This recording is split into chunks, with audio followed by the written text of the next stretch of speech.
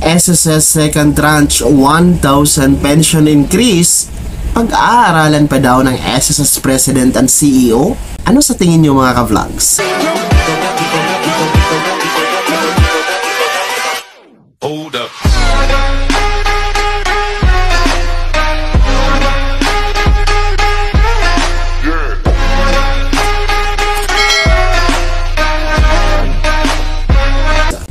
Hello mga ka-vlogs, saan ka mang dako sa mundo, welcome dito sa aking YouTube channel. And kung bago ka pa lang dito at nais mo mga informative content na andito sa aking YouTube channel, ay maaari nyo pong i-click ang ating subscribe button pagkatapos mong mapanood ang video na ito, and maaari ka maging miyembro dito sa aking YouTube channel sa pamamagitan ng pag-click ng join button na nasa baba. Sinabi nga po ng ating SSS President and CEO sa katatapos lamang po na Stakeholders Forum na nasa Zamboanga na ganap last February 20, 2025 mga ka-vlogs, na pag-aaralan pa niya ang pagbibigay, no, kung paano maibigay itong second tranche na 1,000 pesos na pension increase ni SSS. So base po ito sa open forum na katanungan hinggil nga po dito sa status ng second tranche 1,000 pesos pension increase. So para maintindihan niyo po, no, kung ano po yung tanong and paano sinagot, narito po, panoorin po natin. Ese additional, sir, 1,000, sir. Di ba mga executives tala the stage, they are very intelligent people. Wow, expert. Pero sa explikayo ko dos ustedes, ta estudia ka sa bonamente. Sabi tu porque el 1,000 jutay lang. Tama, mali? Tama. Porque pabayo hindi dale kel. Sabi ustedes, pabor lang man concentrate ko sa iyo habla, ha, para pronto kita intende.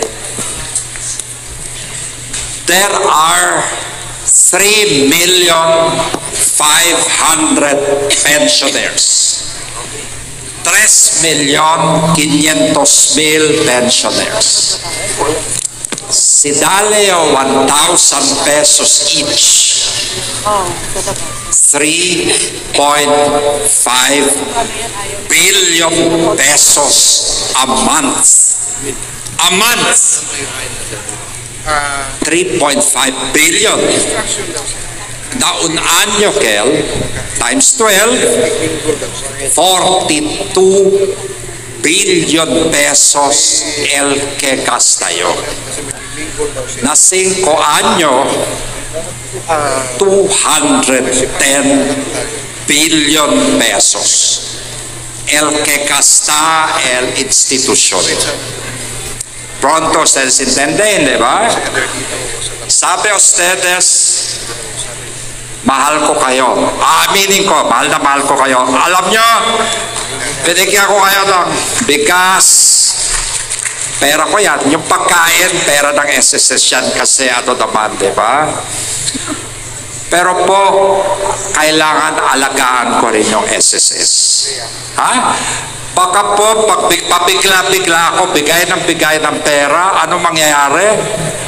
Baka magka-problema po tayo. The survival of the institution is also at stake. Kaya yung todo man-benefit, no? So, sir, dito yung question. Pag-aaralan ko talaga yan, sir. If you only know how much I want to give it to you. I really want to give it to you. Kaya lang, sir, pag-aaralan ko talaga. Ha? At saka naman, sir, kailangan din approval po ng Malacanang yan. So, kakausapin ko rin po si President Bongbong. Ipapakita ko sa kanya yung numero at I'm sure po, in his wisdom, matutulungan tayo ni Presidente. Sir, pag in-approve ko po yan, pupunta ko kayo. Kayo una ang papamigay ko kung i-approve. Ha? Okay lang sa inyo? Naintindihan nyo na ngayon? Klaro na con ustedes? Ay, pingrande ba kayo? Ha? Pasensya ustedes, ha?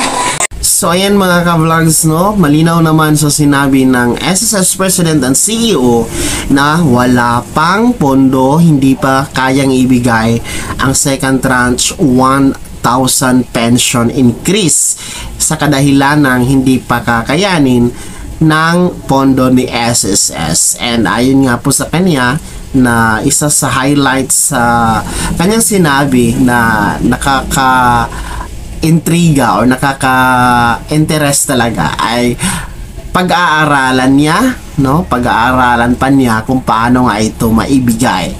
Well, parang hindi naman bago sa akin ang sinabi na pag-aaralan pa niya, dahil kung nakikita niyo or napanood niyo po yung mga nakaraang stakeholders forum din sa Zamboanga City the last year, ganun rin po yung sinabi. And lahat naman ng mga stakeholders forum, no, meron talagang katanungan hinggil sa second tranche 1,000 pesos increase, kung ano na ang status, and lahat din ng kasagutan ni SSS pareho lang din po, no. Instead na sagutin ng yes or no, instead na sagutin ng oo or hindi, kinukompute po nila, no, kinukomputan po nila tayo sa gastos, sa expenses, no, ni SSS.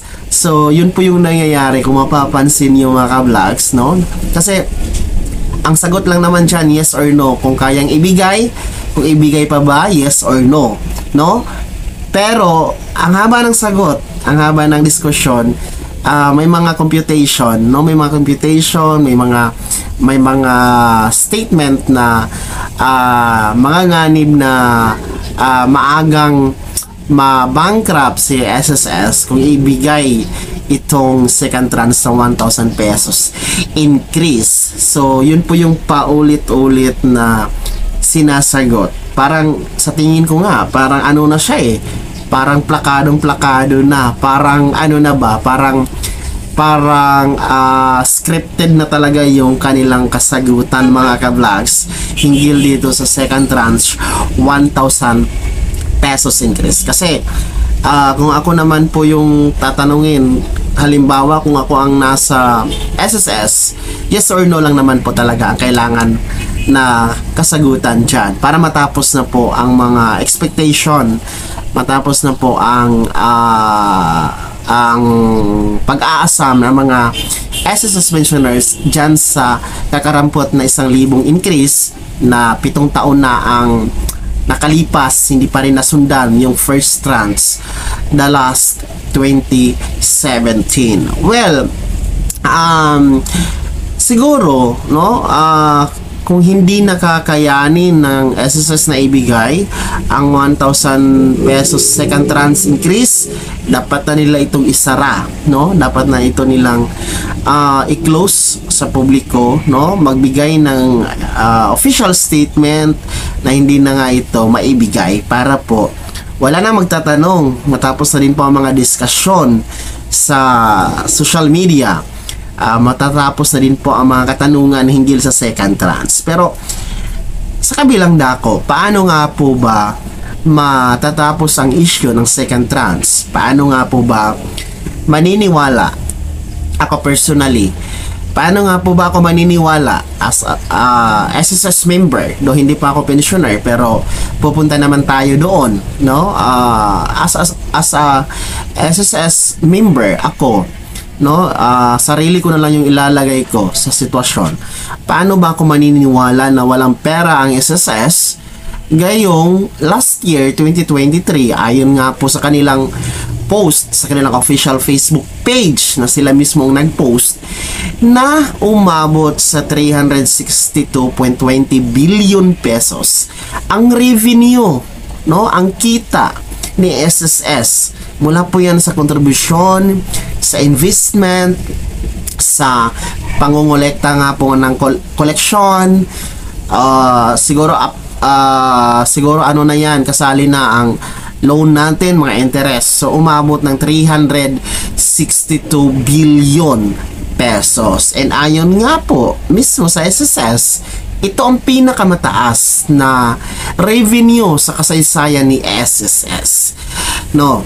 So, after ng post na yon na merong revenue na umabot sa 362.20 billion. Actually, gross pa yun siya kasi meron din silang isang post sa kanilang official Facebook page, no, na umabot ng out of 362.20 billion na revenue ay nagkaroon po yon ng 83 billion pesos na net income. So, ibig sabihin ng net ay nabawasan na po lahat ng mga expenses.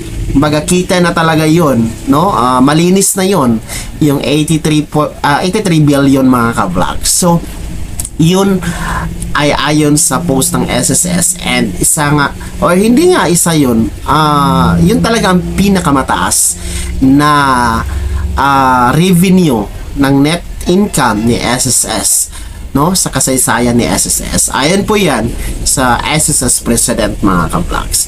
So, paano tayo maniniwala? Sa ganang akin, paano ako maniniwala na walang pera, na hindi kakayanin ang pagbibigay ng karagdagang 1,000 pension increase kay SSS pensioners, no? Dahil sa computation naman nila, kasi meron tinatayang 3.5 million SSS pensioners, no, kakailanganin ng 38 to 40 billion pesos, kasama na dyan yung pagbibigay ng 13th month pay every December. So, 38 to 40 billion ang kakailanganin per annum po yan mga ka-vlog. So, meron pang 83 billion na revenue na last year 2023 minus 40 billion, ay meron pang kalahating billion or kalahati sa net income, meron pang natitirang 43 billion na matitira sa SSS. So, parang hindi natin naiintindihan o hindi natin magets kung bakit hindi maibigay. Pero ang tanong kasi dyan, gusto bang ibigay or hindi? Kasi kung gustuhin naman, maraming paraan, may paraan, and kung ayaw ibigay, ayan, maraming explanation, paulit-ulit ang explanation mga ka-vlogs. Biruin nyo, 7 years na nakalipas, hindi pa naibigay ang kasunod na second tranche 1,000 pension increase. Sa ganang akin lang naman, ay medyo may problema talaga sa pagbibigay ng second tranche. Hindi problema ang pondo, kundi problema po ang humahawak sa pondo. Ano po sa tingin nyo mga ka-vlogs? I-click nyo po ang ating comment section na nasa baba kung ano po ang inyong mga komento hinggil sa second tranche, kung kaya pa ba itong ibigay or ayaw bang ibigay. Sana naging gabay ang video na to kahit papano at napag-uusapan natin ang mga ganitong issues sa pagiging miyembro natin sa SSS, lalong-lalo na sa mga SSS pensioners. Kung hindi ka pa nakasubscribe dito sa aking YouTube channel, ay maaari nyo na pong i-click ang ating subscribe button na nasa baba. Huwag nyong kaligtaan na i-turn on ang notification bell. Ilagay nyo sa all para updated kayo sa mga bagong videos na i-upload ko, and maaari mo din i-like ang video na to. Kung meron ka pang mga katanungan, maaari nyo i-komento sa comment section na nasa baba. And you can follow me sa aking official Facebook page na nasa screen nyo. Muli po, ito si Daniel Timpawan na nagsasabing, kung tunay kang kaibigan, please, pautang naman dyan. Bye-bye!